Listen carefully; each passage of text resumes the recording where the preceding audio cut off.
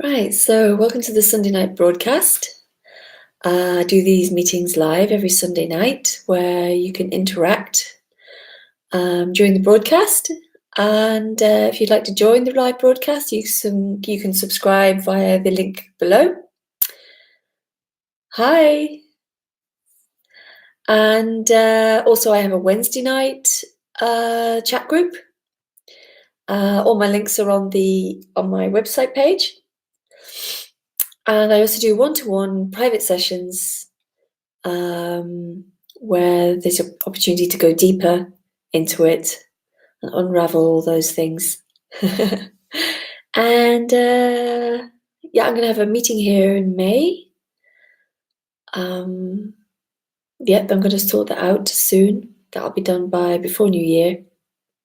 I'll have dates for that. And yeah, I think that's it.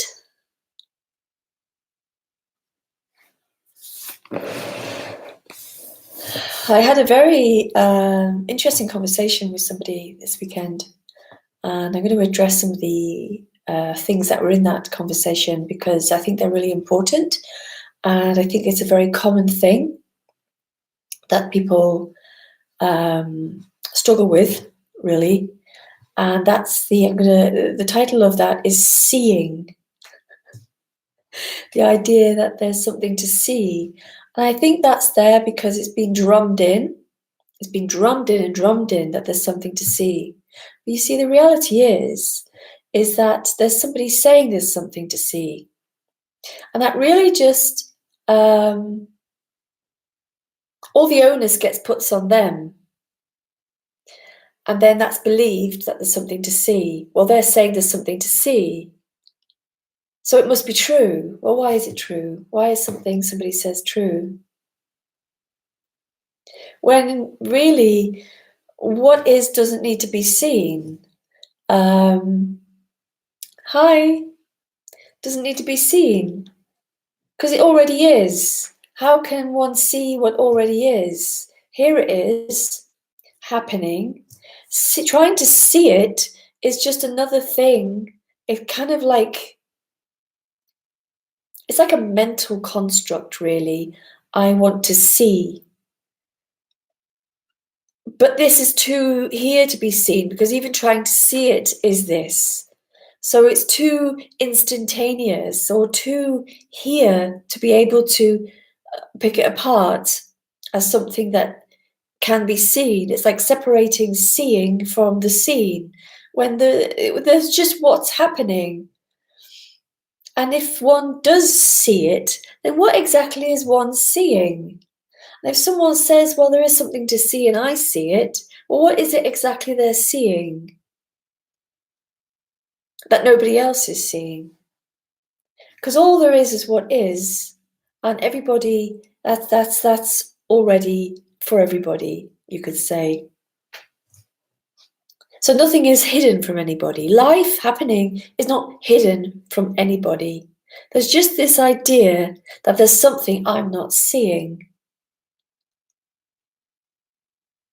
There's something I'm missing. When everything is already here, it's unmissable. Absolutely unmissable. And that's not a seeing that it's unmissable. And it's not that you're not missing anything. That's what I'm trying to say. There's nothing being missed. I can't say what this is, and I haven't met anyone who can say what this is. It's so damn huge in scale.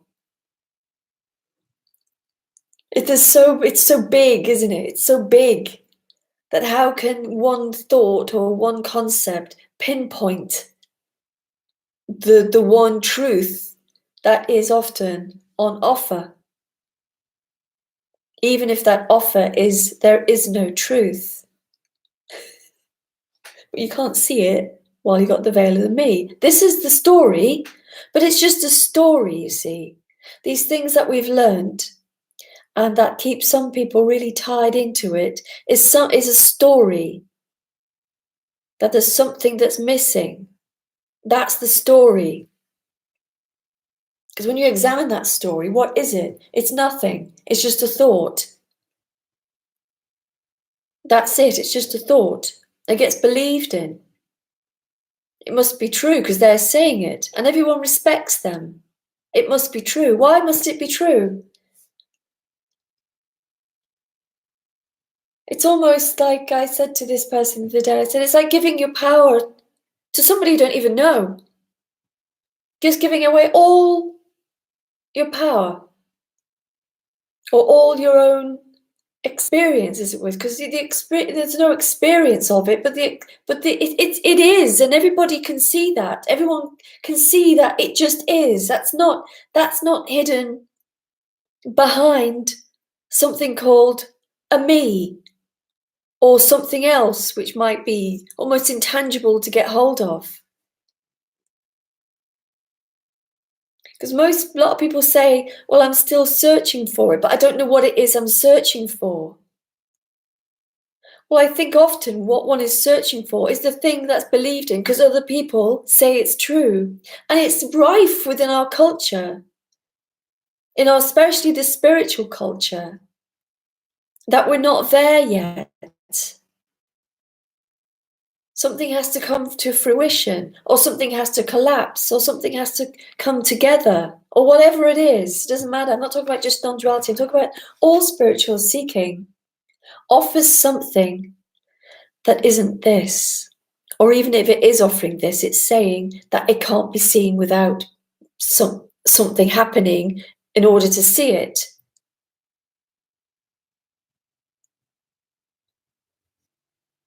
And it's a subtle feeling, usually, that I can't see it. It's just, there's something there. And often what goes with that feeling is that, well, if that's not there, there'll be something to see. It's like it doesn't matter what seems to go on in the head. It's like, well, if I'm not trying, if I'm not seeking, then I will see something. But no. Why should there be something to see? Look to see in your own experience, has there ever been anything but what is? Ever? Is life always here as this? Has it ever been anything else? Has it ever not been this? Ever?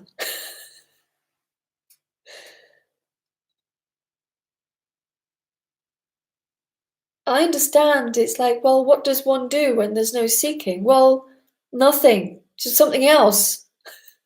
Something will replace it, usually.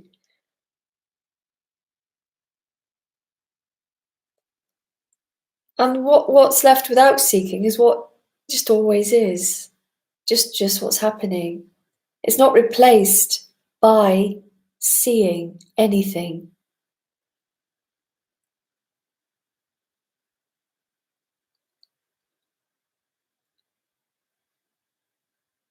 But this can't be described, you see. It can't be described. Try and describe what is as an entirety, as an entire thing. So lots of teachings that we get wrapped up in like to name something to get hold of. And even in the story of No Me, that's a story to get hold of, isn't it? Well, that's something that could happen to me. That gives a sense of seeking, gives a sense of something can be achieved. Well, did anything be achieved for this to be here as it is? Nothing had to be achieved for this to be here. Because it's always here, and there's no achievement necessary for it to be here. Including everything, body, mind, everything. Space, things, light, you name it, everything.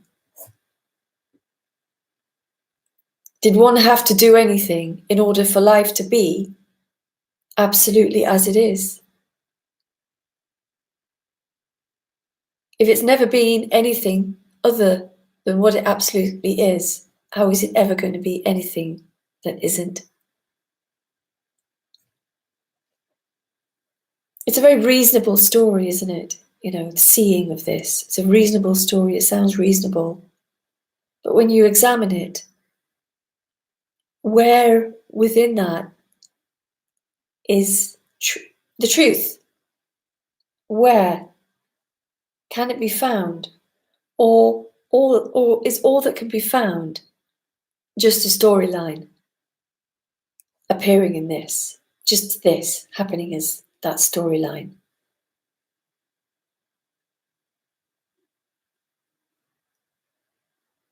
And it's a very narrow view, really, trying to see this. It's a very constrained kind of mental, emotional feeling. And it seems to be usually a constant thing within many people. And it's a burden. It's a burden on the system. So within that burden and in that construct of that story, everything gets added to it. So now I'm upset or sad. That's because, and that fits into the story, that's because I'm not seeing this, and therefore there's something in the way, and that's why I feel sad. Or I feel angry, or I feel anything. Laughing is not usually included in that, have you noticed? Even though laughing and anger are just emotions exactly the same as each other, they just feel different. So those get added to that story of I'm not seeing this. But when you really look at it, how can this be seen? It's like it's a mental construct, that's all. And especially when one has been listening endlessly for years and years to different teachings. And that's not to say that there's anything wrong in those teachings, because there's nothing wrong in anything. But it does give the person a sense that there's something else to see. And that track can go on for a very long time, and nothing can ever happen within it until it's recognized that it's just a story. And I've been through it as well. I've gone from one story to the next, from one teacher to the next, until I got fed up.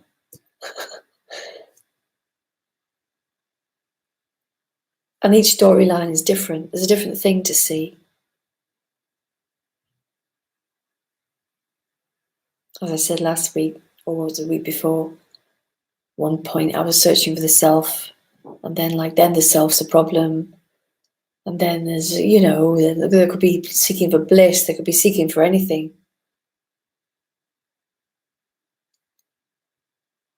And it's not because there's anything wrong with the person for going down that line.